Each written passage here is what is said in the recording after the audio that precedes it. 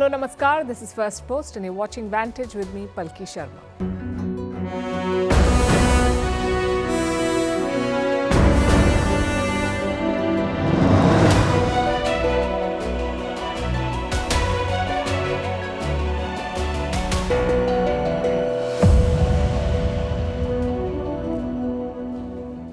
It is election season in India. Today, phase 3 of the voting was held. We'll tell you about what's at stake. But our lead story tonight is a vote of confidence from corporate America. They're bullish on India. From Warren Buffett to Jamie Dimon, some of the biggest names are vouching for the India growth story. So there's reason to celebrate, but without losing sight of the challenges ahead. We'll discuss both on the show tonight. Meanwhile, no ceasefire in Gaza. Hamas has accepted it. Israel has rejected it. We'll tell you why. In Moscow, another grand inauguration for President Putin. We look at his legacy as Russia's leader and his influence on world affairs. In Europe, a first-of-its-kind deployment since the Second World War, German troops will be stationed in Lithuania. In the US, Donald Trump is pushing his luck in the hush money trial. Will he end up in the White House or in jail? In Australia, condemnation for China after a PLA jet fired flares at an Australian chopper in a dangerous encounter. In Brazil, a state of emergency after floods. In the Maldives, an appeal for India. Please send tourists to Mali. How should New Delhi read this? And Tesla has sparked outrage over its latest round of layoffs for the way they were done. We'll discuss if there is a nice way to fire an employee and why don't companies do it. All this and more coming up. The headlines first. Hezbollah says it has attacked northern Israel with explosive-laden drones. This comes just a day after the Iran-backed group killed 2 Israeli soldiers there. Tensions between Israel and Hezbollah have escalated since Israel began its Gaza offensive. The United Kingdom says its defense ministry was targeted in a cyber attack. The data breach involves names and banking details of the armed forces. Officials suspect China to be behind the attack. In March, the Sunak government had accused Beijing of targeting email accounts of lawmakers.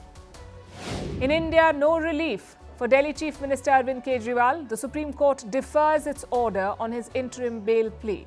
The court said bail will only be granted if Kejriwal agrees to not carry out any official duties. In March, the Delhi Chief Minister was arrested in a money laundering case.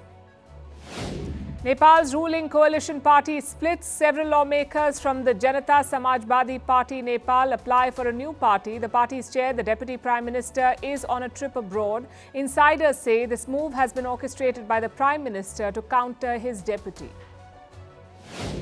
And at least 6 people killed after a building collapses in South Africa. Dozens still trapped and more than 50 people are missing. 75 crew members were at the site when the under-construction 5-story building collapsed.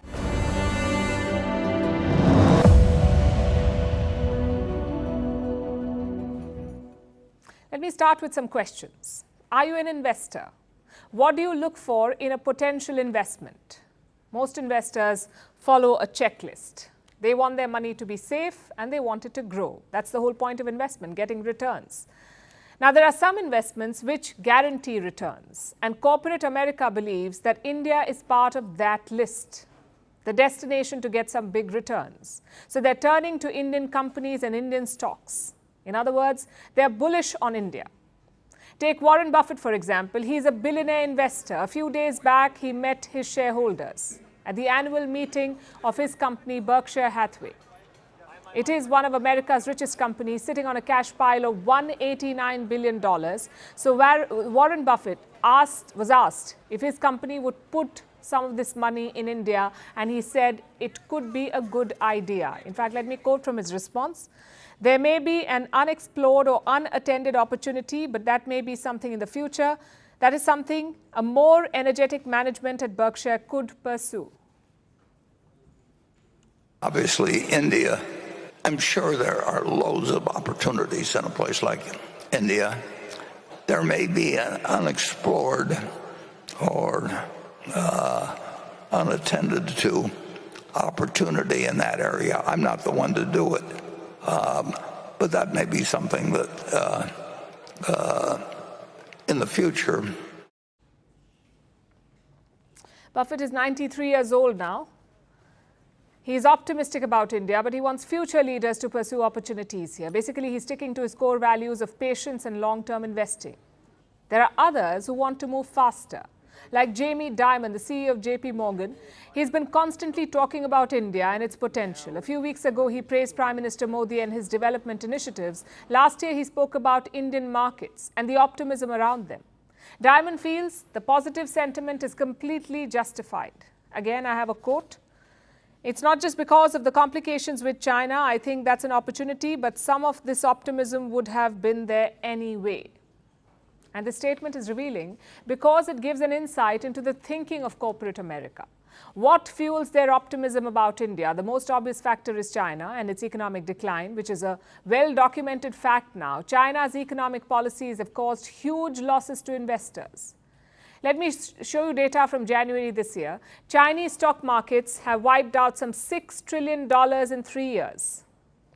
That's double Britain's annual economic output, $6 trillion wiped out. Needless to say, no investor likes to lose their money. So for better returns, they have turned to India. And there's more data to support this shift. In the past 7 odd years, Indian equities have delivered a return of more than 10%, about 8 out of 10 times, with no recorded losses. So Indian markets are performing better than China. But like Dimon pointed out, that's not the only factor. Corporate America has more than one reason to like India. They're also drawn by the high domestic demand and large infrastructure investments in India. So Wall Street is looking at India from a long-term perspective. In February, Bank of America released a survey. They spoke to more than 200 fund managers in the US, and together they manage over $600 billion in assets, these fund managers, $600 billion. They were asked which countries they're bullish about. 19% of the fund managers said they prefer India. They also said they're avoiding countries like China and Thailand. So there is a positive sentiment around India. That's a good thing. Now, India will have to find a way to keep this confidence, to ensure that this bull run lasts for a long time. And the key to that would be economic growth. From 2014 to 2023, India's GDP grew by 55%. New Delhi's challenge would be to maintain this momentum. And for that, it will have to plug a few gaps, like domestic consumption. It needs a boost. Look at the private consumption expenditure. This is the measure of the money people spend on buying things. In the last financial year, the spending grew at just 3%. That's the slowest pace in 20 years. Then there is a job problem. More people are entering the workforce every year in India, but there are fewer jobs to go around. 83% of jobless Indians today are the youth. Even more worrying is the skills gap. Let me show you this latest report. India has less than 2,000 senior engineers who are skilled enough to develop core AI products. So investing in promising sectors would also be key. India's long-term outlook remains unchanged. Experts say India will remain among the world's fastest-growing economies. This is what draws foreign investors to India. It's a win worth celebrating, but without losing sight of the challenges ahead.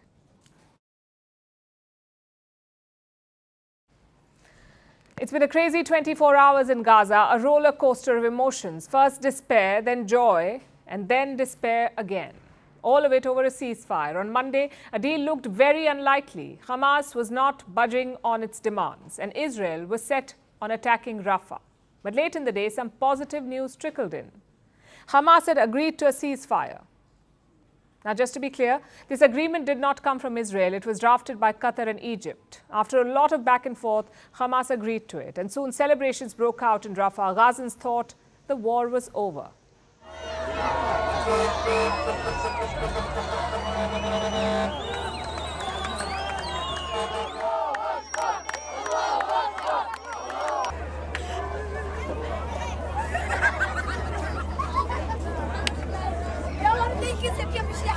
الحمد لله حمد الشاكرين الحمد لله حمد الصابرين.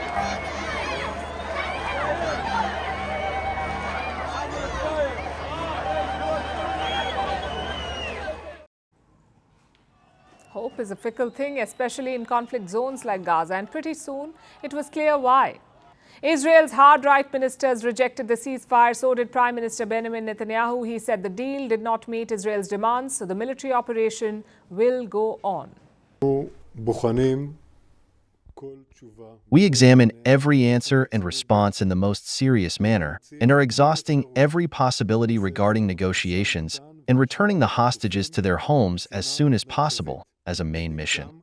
In parallel, we are still operating in the Gaza Strip and will continue to do so. So the war continues. Israeli soldiers have moved into Rafah. You can see their tanks at the checkpost between Gaza and Egypt. Now, this checkpoint is very important again. A lot of aid enters through here. Plus, many Gazans fled to Egypt via this point. Now, Israel has occupied it. They've surrounded Rafah from both sides. And the bombing continues. Israeli missiles hit Rafah overnight. They killed around 20 Palestinian civilians. I know all of this may sound confusing. A lot of deals, attacks and U-turns. So let's focus on four major questions here. What was the ceasefire deal? Why did Israel reject it? Why did Hamas accept it? And what happens next? First of all, the ceasefire deal. Reports say it had three major phases. In the first phase, Israel would leave the heavily populated areas of Gaza. Hamas would then release hostages, around 33 of them, all women and children. In return, Israel would release Palestinian prisoners. How many? 30 for each Israeli hostage. That's phase one. In phase two, Israel would fully withdraw from Gaza. In return, Hamas would free captive soldiers. And finally, phase three, exchange of all remaining captives or their remains. Also, a reconstruction plan for Gaza. This was the ceasefire deal proposed by Qatar and Egypt, the one that Hamas accepted. Each of these phases would last 6 weeks. So the whole plan would have taken around 5 months, which brings us to the second question. Why did Israel reject it? Well, from the looks of it, Netanyahu was caught off guard. He did not expect Hamas to agree. Just look at the events leading up to it. Israel dropped pamphlets in Rafah. They asked the civilians to evacuate the city. Plus, the sentiment in Qatar and Egypt was not positive. Neither side expected a breakthrough, which is why Israel's response is half-baked. Yes, Netanyahu has rejected the deal, but he also said that negotiations will continue.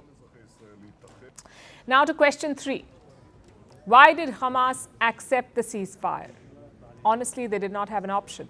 Hamas may not care about Gazan civilians, but they do care about their fighters. Israel says there are between 5,000 and 8,000 Hamas fighters in Rafah. If Israel invades, many of them would die. Maybe that's why Hamas agreed. Also, it puts the pressure back on Israel. Hamas can go and tell the world, we agreed to a ceasefire, yet Israel attacked us. So don't blame us for the destruction. Blame Israel. In fact, a Hamas official said exactly that. He said the ball is in Israel's court. Which brings us to the final question. What happens next? Netanyahu is under a lot of pressure, both at home and abroad. Let me show you pictures from Tel Aviv. Israeli protesters blocked a major highway there. They want Prime Minister Netanyahu to take the deal to bring the hostages home.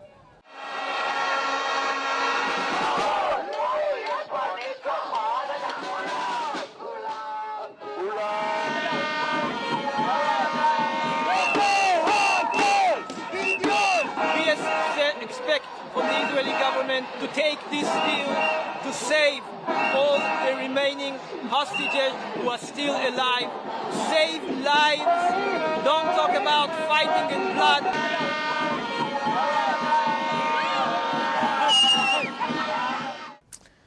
Same with Israel's allies. The US says it is reviewing the ceasefire deal, but its overall position remains the same. A deal is better than war. We continue to believe that the hostage deal is the best way to avoid that sort of an outcome while securing the release of those hostages. In spite of this warning and these requests, the attack started yesterday night. I am afraid that this is going to cause again a lot of casualties, civilian casualties, whatever they say. So once again, all eyes are on Netanyahu. His military is poised to strike Rafah. The evacuation order has been given. The border crossing has been occupied and the bombings continue. It's now a question of sending soldiers in. Will Netanyahu give that order? He's got a lot of factors to consider. His right-wing allies want him to ignore Hamas, to go ahead with the offensive. The families of hostages want the opposite. They say, take the deal. His allies abroad are saying the same. But what if he takes the deal and Hamas was bluffing? What if most of the hostages are already dead? Then it would be counterproductive. Netanyahu would be the leader who was duped by Hamas, not once but twice. So there are no easy choices here because security, legacy and lives are at stake. We'll be tracking Israel's actions very closely.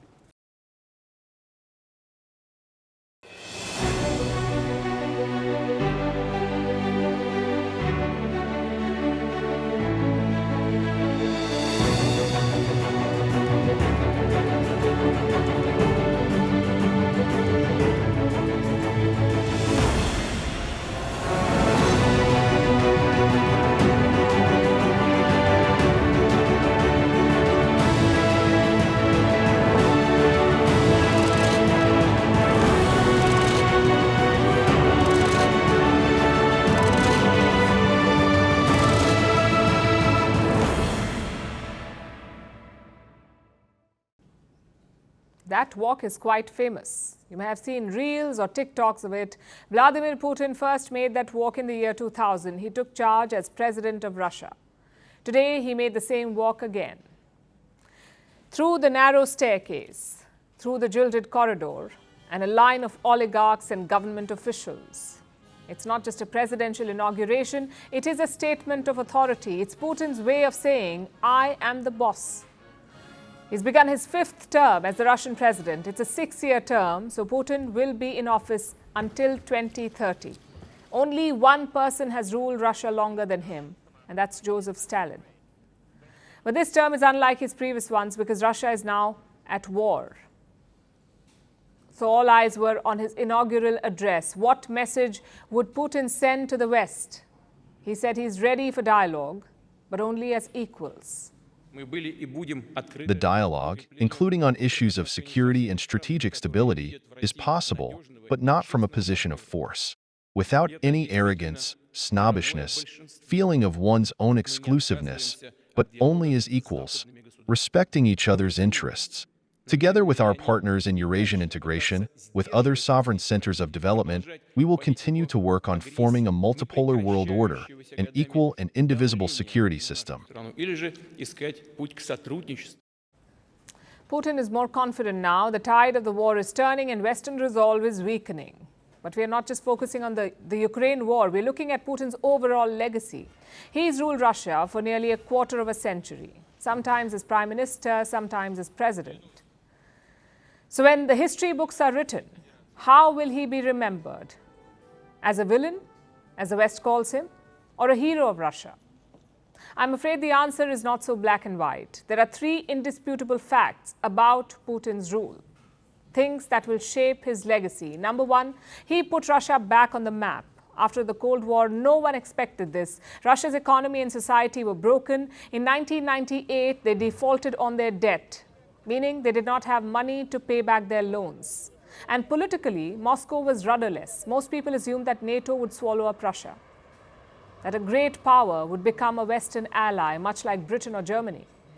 But Putin had other plans. He did not antagonize the West. Instead, he used the West to stabilize Russia's economy. He sold gas and oil to Europe. He got investments from the US and expanded relations in Asia and Africa. As Russia grew, Putin became more confident. He started defying the West. In 2008, he fought a war against Georgia. Back then, Georgia was eyeing a NATO membership. In 2014, he attacked another NATO candidate, Ukraine. He managed to snatch Crimea away from them. And in 2022, he attacked Ukraine again. With all these moves, Putin's goal was the same, to tell the West, I'm not a pushover. Another example is that of Syria. In 2015, he decided to support Syrian President Bashar al-Assad in the civil war. Again, it was a timely move. Assad now has the upper hand in Syria, and Putin has a reliable ally in West Asia. Factor number 2, democratic backsliding. It's an undeniable legacy of Putin's. In the year 2000, he won the election with 53% of the votes.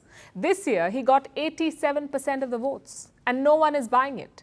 His rivals end up persecuted or dead, and his critics end up jailed or poisoned. The situation is very different from what Putin described in 2000. Back then, he said Russia was a modern democratic state. Today, Russia is modern, but hardly anyone would call it democratic. And finally, the third factor, realigning Russia's destiny. Around 75% of Russia's territory is located in Asia.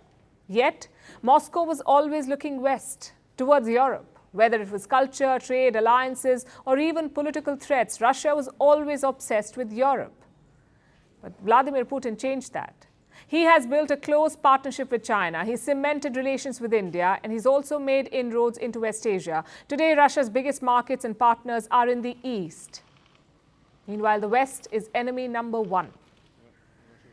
I know stranger things have happened, but after the events of the last decade, it's hard to see Russia back in the Western fold. Chances are that chapter is closed, which brings us to Putin's future. He's 71 years old. He will be 77 by the time his term ends. And legally, he can run again. Putin is a great example of leaders making a difference. But honestly, that's also a problem for Russia. Will Putin's successor be as feisty as him? Will he or she be able to hold the country together like Putin has? Or will Russia's ambitions disappear with Vladimir Putin? Perhaps questions for another time. But in conclusion, let me say this. Putin will probably be remembered as one of the most influential figures of this century. Controversial and ruthless, yes, but also influential.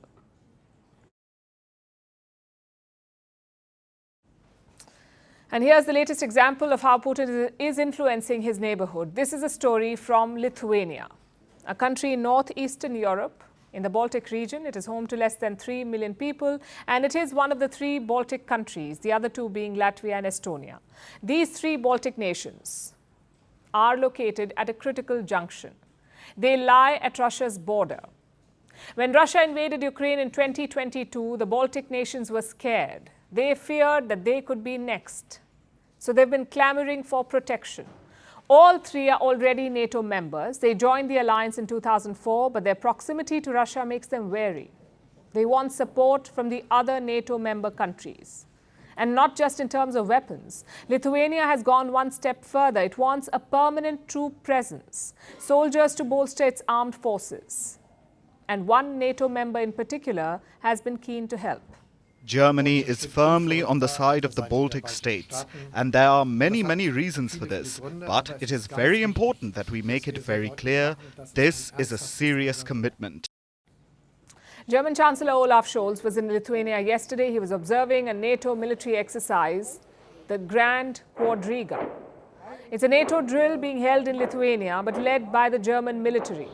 There was a multinational contingent of troops involved, but some 20-odd German soldiers stand out, not because of their skill, but because of what they represent.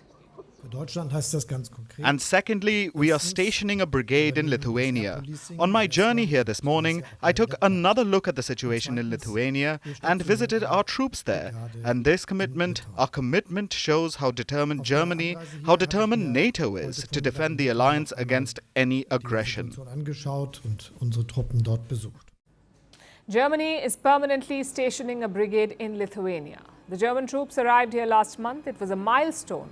For the first time since the Second World War, Germany is permanently stationing troops in another country. This hasn't happened since the defeat of Hitler and the Nazis.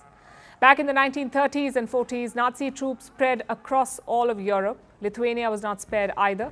It was occupied between 1941 and 1944. The Nazis were defeated the following year in 1945, but sadly for Lithuania, it did not get freedom.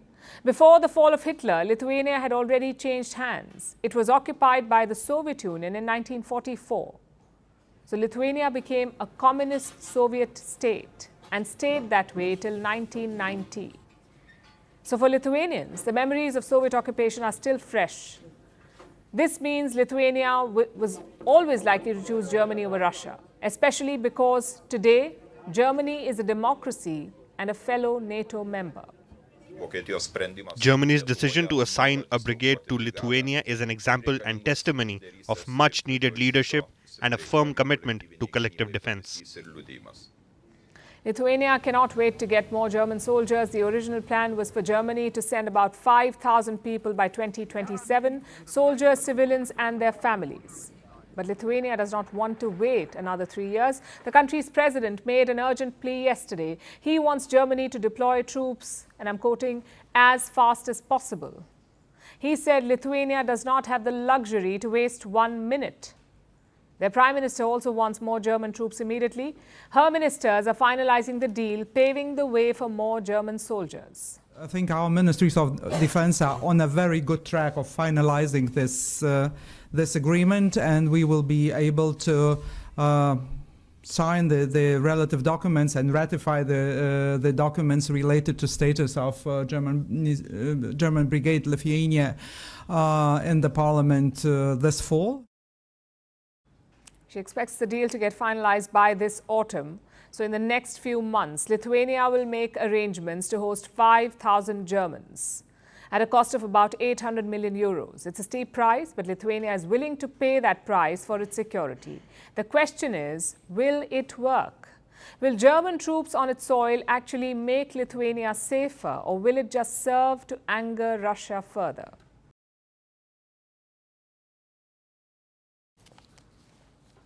Our next story is from the United States. It's about Donald Trump, the former and possibly next American president. Trump will face Joe Biden again this November. So far, the race is neck and neck. Every month, new opinion polls flip the picture. A new poll came out this Sunday. It says Trump leads among all American adults. He's leading 46 to 44% against Biden. So it's a close race. It could go either way.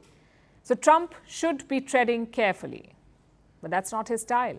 Instead, he's making a big play, using all the legal cases against him as ammunition. Donald Trump faces a number of criminal charges, so he's trying to portray himself as a martyr. He's working to discredit the legal proceedings. That's his play. That's politics. But there's a fine line between politics and illegal actions like intimidating witnesses. Is Trump towing the line? Or has he crossed it by defying the judge in his hush money case? Our next report has the details. Mr. President, how do you think your defense team... Former US President Donald Trump is mired in legal troubles. He faces multiple criminal cases.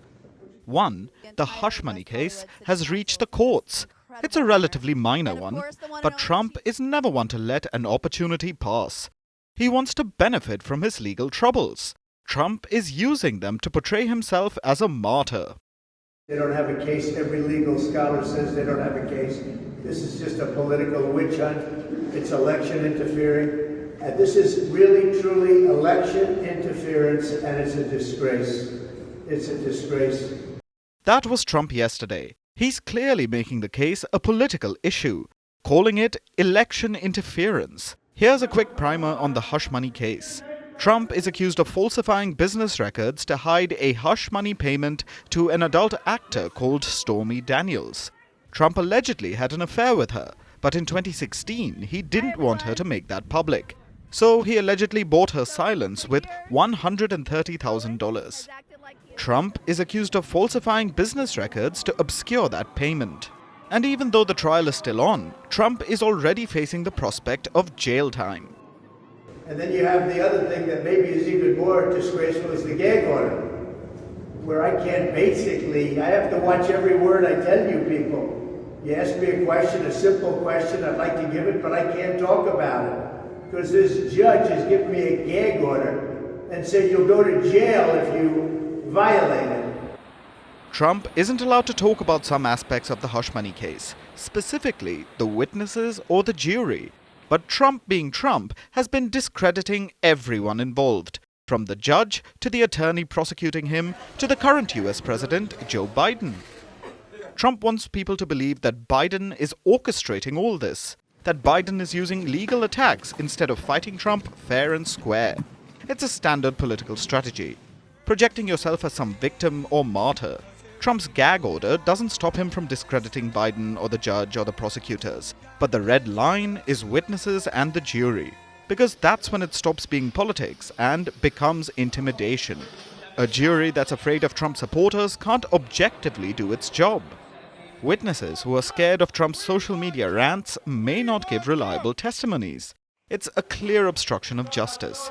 And since Trump has been criticizing witnesses and the jury, he has been getting fined. $1,000 per gag order violation. That's the maximum amount allowed. Trump got his 10th fine yesterday. But the judge knows that $1,000 don't mean much to Trump, so he threatened Trump with jail time.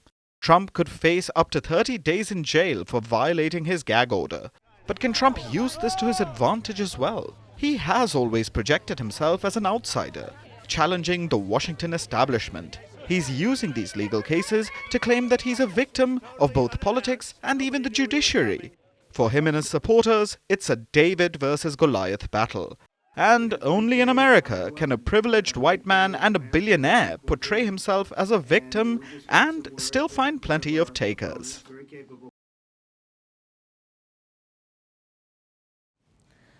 Now let's tell you about a dangerous encounter. It happened on Saturday between the Australian and Chinese Defence Forces. This was a mid-air altercation. It happened in the Yellow Sea. A chopper from the Australian Navy was in the region. It was on a routine patrol mission to enforce UN sanctions on North Korea. You see, Australia supports United Nations sanctions on North Korea. So this mission was aimed at keeping Pyongyang in check. But suddenly, a Chinese warplane appeared out of nowhere. It flew close to the Australian chopper, and then the Chinese jet deployed flares. What are flares? They're like fireworks coming out of a plane. Pilots typically use flares as a defensive measure to protect their aircraft from incoming missiles. So flares are a safety tool. But in this case, China used them as a weapon to provoke or scare off the Australian chopper, which managed to dodge the flares. But this has sparked a diplomatic war now. Canberra has slammed the Chinese military. On the incident that we have reported on, we have made very strong representations at every level to China about this incident, which we regard as unprofessional and unacceptable. Unprofessional and unacceptable. That's what Australia is calling China for putting their chopper at risk. Thankfully, no one got hurt, but it could have gone either way. This episode, or incident, as the Australian Prime Minister calls it, has put Anthony Albanese in a tough spot. That's the Australian PM. Since coming to power, he has pursued a détente with Beijing. Albanese inherited a broken relationship with China. His predecessor was Scott Morrison, who took on Beijing publicly. Morrison was the first world leader to demand an investigation into the origins of the Wuhan virus pandemic. He asked China to cooperate in this investigation, and this demand, of course, led to tensions. China responded with a wave of economic curbs. It even detained Australian nationals. Albanese has been trying to reverse that. He came to power 2 years back, and he's been at it since. Last year, he paid a visit to China. He sat down with Xi Jinping. The trip raised hopes for a reset. Australia and China were mending ties. But Beijing's provocations over the weekend could undo a lot of this progress. Albanese says he wants to keep talking to China, but Beijing is a tricky customer, unpredictable and unreliable. It is already blaming Australia for Saturday's incident. The truth is that the Australian military aircraft, under the banner of implementing the UN Security Council resolutions, deliberately approached China's airspace in a threatening way that jeopardized China's maritime and air security. The Chinese military took necessary measures at the scene as warning, and the relevant operations were legal, compliant, professional, and safe. Let me simplify that statement for you. China is basically calling Australia a liar. It also says the Australian chopper approached Chinese airspace, and the actions of the Chinese pilot were defensive in nature. That's Beijing's position. It will be tough for Albanese to keep the dialogue going in circumstances like these. Apparently, he plans to raise this issue again in the month of June. That's when the Chinese premier is scheduled to visit Australia. Meanwhile, the Americans have expressed concern about this incident in particular and China in general. The US says the PLA is becoming more aggressive. That's the Chinese military, the People's Liberation Army, PLA. They're becoming more aggressive in the waters surrounding China. And the US forces have been at the receiving end. Last year, a US Air Force plane was flying over the South China Sea. A Chinese fighter jet buzzed the American plane, and they've done the same with Canada. This was in October last year. A Canadian chopper was in the South China Sea. A Chinese jet approached the aircraft and deployed flares. It was a close call. Canada said the chopper could have drowned, but Beijing refuses to change its ways. In fact, it has only expanded such operations, which is both dangerous and reckless. A small misstep could trigger a major conflict. In the past, both the US and Canada have issued statements. They have protested against China's actions, but Beijing is yet to change course. Australia should be aware of this reality and seek a more robust deterrent against China.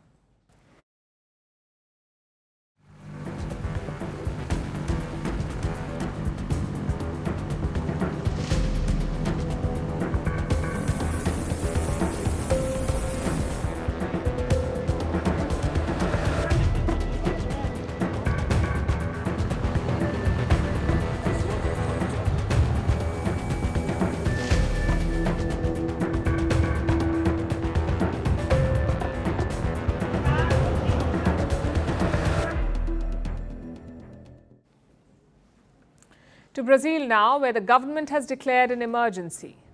Southern parts of the country are being ravaged by floods. They've left behind a trail of destruction. The rains have stopped for now, but hundreds of towns remain underwater. More than 85 people have died. Hundreds others are missing. 150,000 people have been displaced. There is no electricity and drinking water is scarce. The state's governor has called it a scene out of a war. But what led to these floods? Experts say it was a dangerous cocktail of climate change and El Nino. Our next report tells you more. For many in Brazil, it's a tale of horror. It started with heavy rain. Soon, streets turned into gushing rivers. Residents watched the water rise slowly. Soon, the foul, rust-colored water entered their homes. Ultimately, they had to take refuge on rooftops until they were rescued. I was on the top floor of my daughter's house, and I saw death in front of me. It's very sad. It began with heavy rains in Rio Grande do Sul, a state in the south of Brazil. Soon, the Guaíba River, which flows through the state, burst its banks. On Sunday, the river reached a level of 17.4 feet. That led to widespread flooding. Hundreds of towns are underwater. At least 85 people have died. Hundreds more are missing. 150,000 have been displaced. 800,000 are left without drinking water and electricity. On Sunday, President Lula da Silva arrived in the state. He discussed rescue and reconstruction operations. We have to rebuild a lot of houses, and in the recovery of the houses, Jader should take into account with the mayors that we can't allow people to rebuild houses in the same place where they fell down. The town hall, the state, and the federal government need to locate safe land so that people can rebuild their houses. Rescue operations are currently in full swing. Authorities are out on inflatable boats. Helicopters are rescuing people from roofs. Schools have been turned into makeshift shelters. Field hospitals have been set up. 14,000 soldiers are aiding search and rescue missions. Meanwhile, volunteers are working against the clock. All this as concerns grow about supplies of food, water, and other essentials. But the danger is still not over. This week, Brazil has another forecast of heavy rainfall. It could be between 10th to 15th of May. If that happens, the region could be further underwater, and that would impact rescue missions. The situation is like something out of a horror movie, with people lying on asphalt, mattresses on the ground, and sleeping there with what's left. But what's causing this flooding? Rio Grande do Sul is no stranger to natural disasters. In fact, this is the fourth such disaster in the state in the last 1 year. The extreme weather this time is a combination of hotter temperatures, high humidity, and strong winds. Many are attributing this to a dangerous cocktail, El Nino effect coupled with climate change. In Brazil, the El Nino effect is not new. It's caused droughts in the north and intense rainfall in the south. But this time, it's out of control, which means extreme weather is becoming more and more common. So Brazil must prepare to deal with more such freak weather in the coming days. Let's turn to the Maldives now. Their government seems to be having a rethink. After all the anti-India rants, after all the insults, Malé is now appealing to Indian tourists. First, their tour operators reached out. They started organizing roadshows in Indian cities. And now the tourism minister is on the job. Listen to what he said. I'm quoting, "Our people and the government will give a warm welcome to Indian arrivals. As the tourism minister, I want to tell Indians to please be part of the Maldives' tourism. Our economy depends on tourism." How about that? A personal appeal from the tourism minister of the Maldives, which raises two questions. One, what triggered it? And two, is it genuine? The minister answered the first question himself. He said the Maldivian economy depends on tourism. No tourists, no revenue. And Indian tourists are not traveling to the Maldives, not like before. Just look at the data from last year. Between January and April, more than 73,000 Indians visited the Maldives. And this year, just under 44,000. So Indian arrivals are down 42%. China, the UK and Russia have overtaken India. You can thank boycott movements for that. In January, Indian Prime Minister Narendra Modi visited Lakshadweep Islands. He also posted pictures of the trip. But some Maldivian ministers insulted the Indian PM. Of course, this triggered a huge backlash in India. Many tourists said they would boycott the Maldives, and looks like they actually are doing it. Hence, Malé's desperation. They've set an ambitious target this year to welcome 2 million foreign tourists. But without India, it will be hard. Which brings us to the second question. Is the appeal genuine? For tourists, maybe. But it's too early to call this a U-turn by the Maldives. They're still looking beyond India. Last week, a Turkish warship visited the Maldives. The ship's commander also met top Maldivian officials, including the defense minister. And don't look at this voyage in isolation. Back in November, President Mohamed Muizzu traveled to Turkey. It was a huge break from tradition. Usually, Maldivian presidents visit India first after taking office, but Muizzu visited Turkey instead. He also bought Turkish drones, the Bayraktar TB2 drones, for $37 million. Again, this was an escalation because India and Turkey do not see eye to eye. The relationship is largely hostile. Yet, Muizzu bought drones from Turkey. Same with China. He visited the country before traveling to India. He also signed a number of deals with them. So don't expect Muizzu's policy to change. This is more of a financial appeal. And how should India see it? So far, New Delhi has been patient with Muizzu. He asked Indian soldiers to leave the Maldives, and India agreed.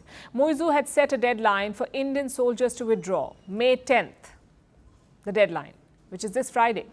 Around half of the soldiers have already been pulled out. The rest will follow soon. So India has shown a lot of goodwill. No criticism, no outbursts. The response from New Delhi has been measured. But has that measured response swayed Muizzu? Doesn't look like it has. India out was a campaign pitch for Mohamed Muizzu, a pitch that worked not once but twice. The Maldives held parliamentary elections last month. Muizzu's party swept the country. They ended up with a supermajority in parliament. So why would he abandon a winning strategy? Why would the president do it? Logic says he won't. But politics is a tricky business. You campaign in poetry, but you govern in prose. And that's what Muizzu is doing. He talks about decoupling with India, but he knows it will be tough. It will take time. He wants to do it with minimal blowback. Hence these appeals and softening rhetoric. In fact, the Maldivian foreign minister is visiting India this week. He will meet India's External Affairs Minister S. Jaishankar. It's actually the first high-level visit since Muizzu took charge. The foreign minister will be arriving on May 9th. So just one day before Muizzu's deadline expires. And this visit should give us an idea about what lies ahead. More hostility or a working relationship?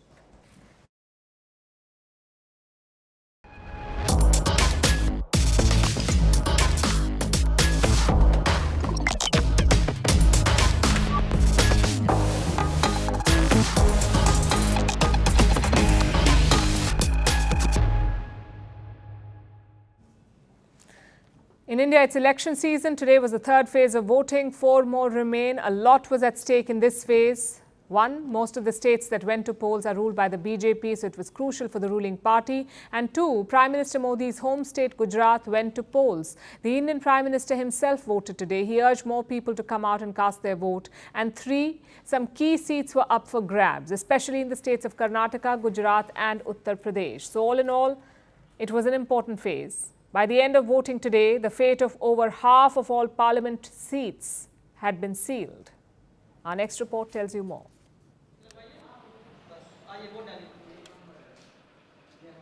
Today was another voting day in India. Millions queued outside polling booths exercising their democratic right. One of them was Prime Minister Narendra Modi. He voted at a school in Ahmedabad. He arrived there at around 7:30 a.m. He cast his vote, greeted the crowd outside and urged citizens to come out and vote. तीसरे चरण का मतदान है। हमारे देश में दान का एक महात्म्य है और उसी भाव से देशवासी ज्यादा से ज्यादा मतदान करें। आज तीसरे चरण का मतदान है। अभी और करीब 3 सप्ताह चुनाव अभियान चलेगा। 4 मतदान के दौर आगे भी है। This was the third phase of voting in India. Why does this phase matter? First, let's take a look at the states that voted.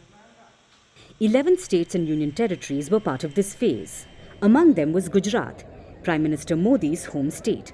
More than 1,300 candidates contested in these polls. Voting happened in 93 constituencies. In 2019, the BJP-led NDA alliance won 80 of these 93 seats. Most of these states are controlled by the ruling party, so this was an important phase for them. Which brings us to some of the key constituencies. One of them was Gandhinagar in Gujarat. It's crucial to the BJP. It's one of its strongest bastions. It's been represented by party stalwarts like Atal Bihari Vajpayee and L.K. Advani. In 2019, Home Minister Amit Shah fought from the seat. He won by a margin of 500,000 votes. So this time, he's looking to continue the winning streak and return to power with a bigger mandate. Other crucial constituencies included Mainpuri in the state of Uttar Pradesh has long been a stronghold of the Samajwadi Party. It has won it for almost 3 decades. The seat was held by party patriarch Mulayam Singh Yadav. After his death, it went to his daughter-in-law Dimple Yadav. The BJP has never triumphed in Mainpuri, but it made inroads in the 2022 assembly elections. This time, it hopes to fare better. In Madhya Pradesh's Guna, it's a battle to reclaim glory for Jyotiraditya Scindia. Guna has long been synonymous with the Scindia royal family. It's always voted for the royals. Scindia has won the seat from 2002 to 2014 on a Congress ticket. But in 2019, he lost the family bastion. Soon, Scindia switched sides. He joined the BJP and now he aims to win the seat again under a different party. So Phase 3 was a crucial one, but voter turnout was below average. Until 7 p.m., there was a 60.6% voter turnout, which is lower than the elections in 2019. 50% of the parliament seats have been decided in the first 3 phases, but 4 more phases of voting remain. The last phase is on the 1st of June, and the results will be announced on the 4th of June.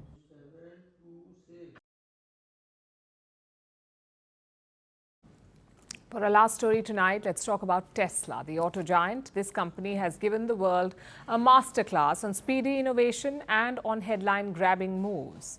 But now it is teaching us something else, on how not to fire people. Tesla is in a spot financially. They've seen their worst performance in years. Sales are dropping. Profits are down 55% year on year. The demand for EVs is waning globally. So Tesla is downsizing. They're laying off 10% of their global workforce. That's almost 14,000 jobs. This move began in April, and now the bloodbath has entered its 4th week. Several workers received termination notices last weekend. And I say notices because that's all that they got. The termination emails began with "Dear employee," not the name of the person. And notice the impersonal language used in the email. This company is worth $578 billion. As of April, They employed 140,000 people, yet they cannot figure out how to write an email. This is better than a child's notice writing homework. Former employees are shocked. Many are taking to social media and sharing how their association with Tesla was snapped with a single mail. But the thing is, it's not just about the termination. People saw this coming. Teams were slimming down week after week. People knew that they could get axed. What stands out here is the egregious way in which Tesla is laying off its employees. Workers had their logins frozen. So termination letters were sent over personal emails. Many found out that they were fired only after security did not let them enter the office building. It can be traumatic. But it's also part of a growing trend. We are only 4 months into 2024. Reports say more than 600,000 employees have been fired globally. Mass layoffs have become the new normal. What's unusual is how they're happening. This year, EdTech company Byju's fired 500 employees over phone calls and emails. Last year, Google's parent company Alphabet laid off around 12,000 people. Many who worked for the company for decades got the news in their inboxes. The year before that, Meta fired nearly 11,000 employees. For many, again, it happened over email, and this is happening across industries. People are being laid off online. But the sting is real and personal. Companies claim that this is the only efficient way to fire a lot of people at once.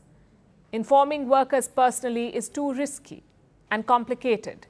They say employees can access internal systems and go on a sabotage spree. Or it could be difficult to coordinate multiple terminations, but both the reasons seem hollow. Legally, companies have recourse if employees sabotage them. Plus, these workers need to find jobs again. Will they really go around behaving criminally? As for the complications, managers interact with their teams daily. Why does that suddenly become impossible when it is time to lay them off? No matter the explanation, firing people over emails is an unnecessary and cruel act, kind of like breaking up over text, completely avoiding human contact. It serves only one purpose. It lets managers off the hook. They don't have to face the shock. They don't need to console anyone. They don't even have to get criticized. It's all very convenient, but sometimes it can backfire. It can endanger a company's own interests and reputation because word spreads fast. Future hiring prospects read workplace reviews. Some workers publicly post about getting fired, plus they notice the irony. Employees are pushed to give their jobs their all. Many are expected to give up any semblance of personal life. Work is treated as worship, but more often than not, this is a one-sided relationship. Employees are treated as disposable units. It is dehumanizing. The thing is that there is no perfect way to fire someone. No matter how workers get laid off, it will hurt them. But at least when a manager sits in front of them, shows sincerity and empathy, it can make the process more tolerable. Laying off people is going to be brutal either way, but it doesn't have to be undignified. And now it's time for Vantage Shots, images that tell the story. In New York, hummingbirds and flowing saris take over the red carpet at the Met Gala as stars try to make a mark at fashion's biggest night.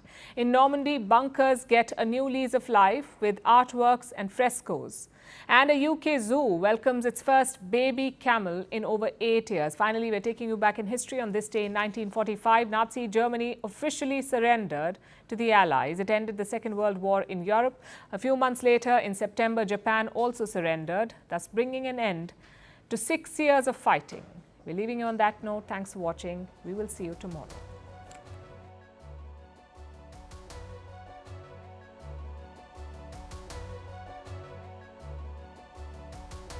Ripest plum to fall from the Nazi tree, Hermann Goethe's chief Nazi criminal will deceive Ceasefire.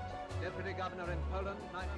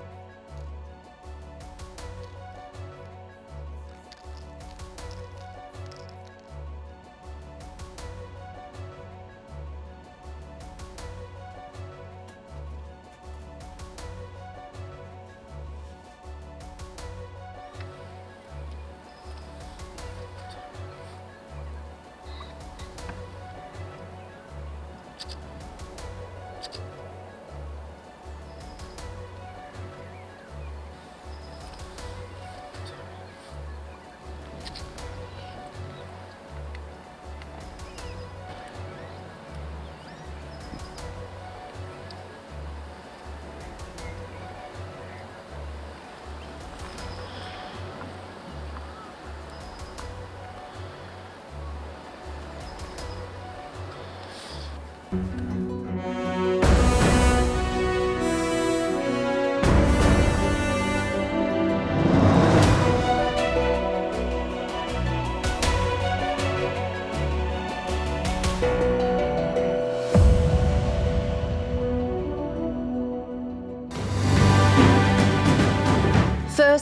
reports from the world's second largest continent. Hello, I'm Alison Lagrange. A very warm welcome from Durban, South Africa. We get you the news and the newsmakers from Africa. South Africa goes to the polls on the 29th of May. I will track the election and bring you ground reports. Is it the end of the road for the African National Congress? And will former President Jacob Zuma stage a dramatic comeback? From elections to climate change to innovations and opportunities. As the world's attention shifts, we report from Africa, the heart of the global south. Join me every weekday live on Firstpost.